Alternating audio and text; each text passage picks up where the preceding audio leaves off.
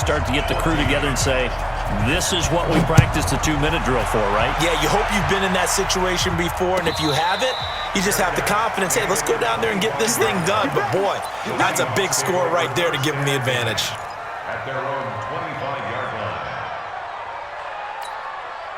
Coming to the line here to begin their next drive, the Seahawks offense. They're down here in a one-score game, but the time, it's a factor, but it's not a huge factor right now, is it? It's really not, because this amount of time gives them a chance to run their offense, to go through play sequences.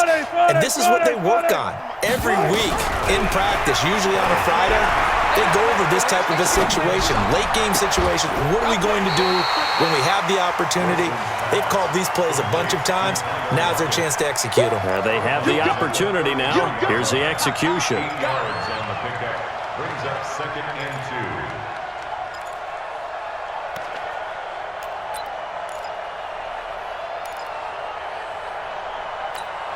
2. Here's a 2nd and 2 now from the 33.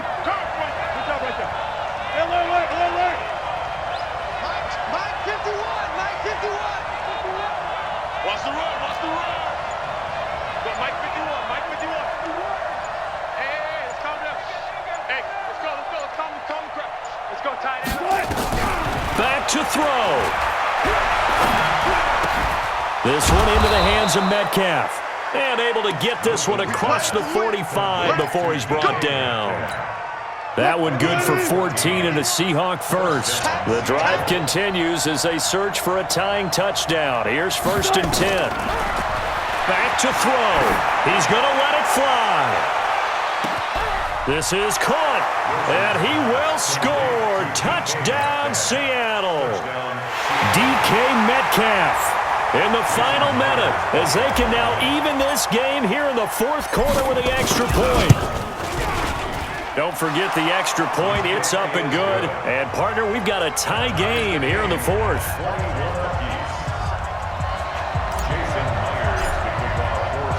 A couple of teams locked into a good one here. 21 all the score as the kick's away. This fielded a few yards into the end zone.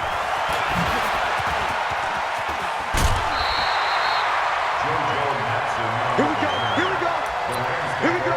1st and 10 at their own 35-yard line. The LA offense ready to go for their next drive. They need to get this around the 40 on the other side to get into field goal range.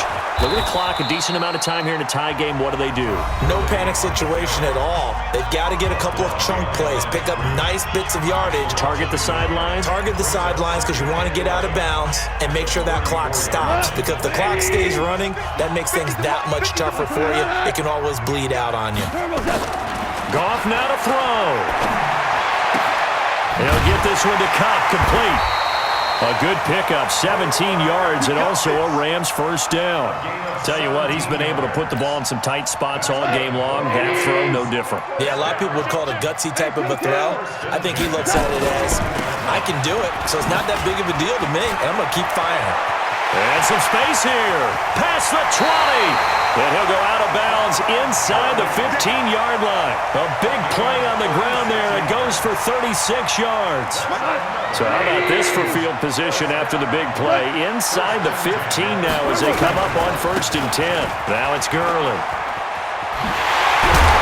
And he can't quite get there. Tackled down at the 1. Now the Rams will signal for a timeout, their second, as they'll stop it with 11 seconds remaining in the ball game. So the field goal unit is on the field as this is a big spot right here. This to almost certainly win the football game. And his kick is right there. It's good. And it's celebration time on that sideline as they have taken the lead in the final seconds. And you know, in an era of cost-cutting and maximizing your roster, this is a club that does not skimp on special teams, and in these situations, it pays dividends. And that's great vision by the organization. When the difference between winning or losing depends on who you have kicking the ball, would you rather have a street free agent out there or a solid pro like this? Answer's pretty evident to me. Coming to the line here to begin their next drive, the Seahawks offense. Look at the clock. Everyone knows the situation. Probably time here for one final play. And we know what that play is going to be. It's got to be some sort of Hail Mary, throwing it towards the end zone and hoping someone... And got his man complete. The 20, 10, and he's in.